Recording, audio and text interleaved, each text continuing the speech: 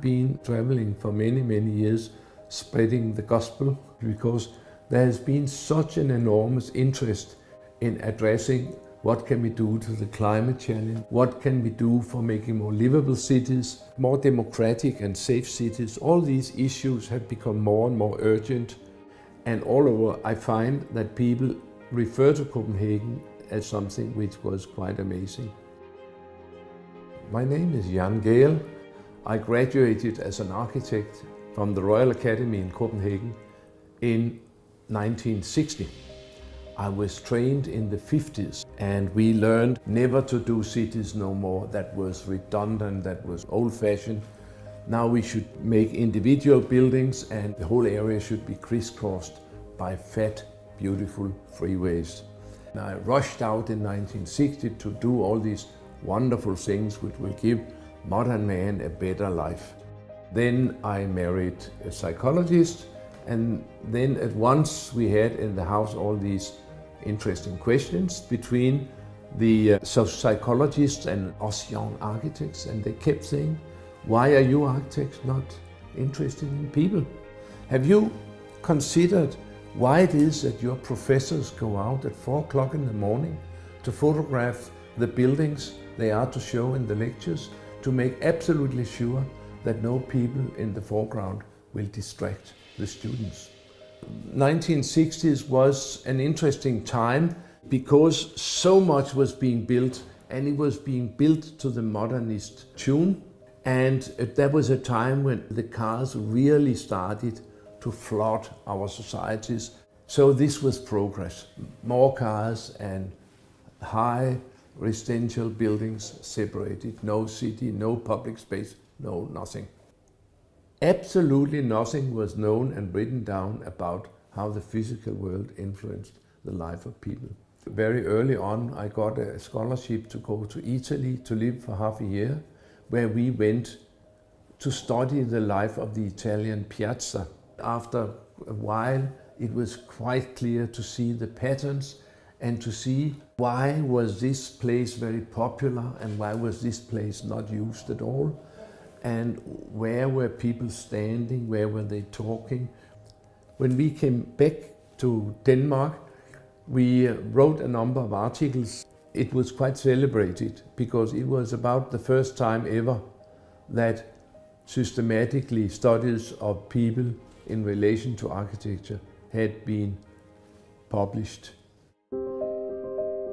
My story is really one almost like the ugly duckling, that for many years there were not very much happened, and actually my architecture colleagues thought I was wasting my time. But then it was realized that there was something which was needed, and then it became more and more popular. The latest book, Cities for People, 6 years old now and is out in 32 languages. And that has been almost like an explosion of interest. And these books are now textbooks, which they were certainly not in the 70s and 80s and 90s. And I've been very persistent and stubborn in following this track. But the most urgent problem and the most important place where this kind of people-oriented tools can be used will certainly be in the fast-growing cities in the third world. Being good to people, being good to pedestrians and public life, and also I will include bicycling. These are all very cheap things to do. Then the poor people can be mobile in quite another way, and then they can start to roam all over the cities to seek work, to go to work in the far end of the city, instead of being completely confined while the rich people are going around on the asphalt roads. There's a famous example made by the mayor of Bogota, Enrique Peñalosa, where in his first term as mayor around year 2000, he said 80% of my people have no access to cars, 20% have cars. So far, we used all the money for car infrastructure. In the time when I'm mayor, I'll use all the money for the 80% who have no cars to make them more mobile. And that is a sure way of having a better economy in this city and lifting some of the poor people out of the poverty and the illegal settlements and giving them a chance to have a working life and have a decent family life.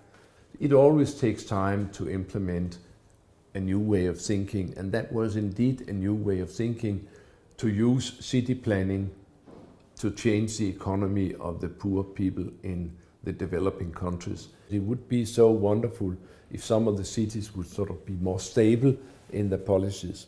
A city which has such stability is indeed Copenhagen. Copenhagen really started very, very early to humanize their city. The main street of Copenhagen was pedestrianized in 1962. And now they have this universal policy for the whole city. We will be the best city for people in the world. It's good for climate. It's very good for your own health. Furthermore, and maybe most important, it's good for democracy, it's good for social inclusion, it's good for safety in the city, that people come out of their privatized spheres and join your fellow citizens in the public space, in nice public space. The biggest challenge I see is, of course, that by 2050, 75% of the world's population are presumed to live in cities. That means that we shall build as much urban fabric in the next 30 years as we have done until now. It is so incredibly important that these very cheap humanistic planning ideas be implemented together with solving the other problems in these new urban settlements. What we can see now is that it is silly market trends to sell as many cars as possible in China or in India, and that gives cities which every day is worse than the day before.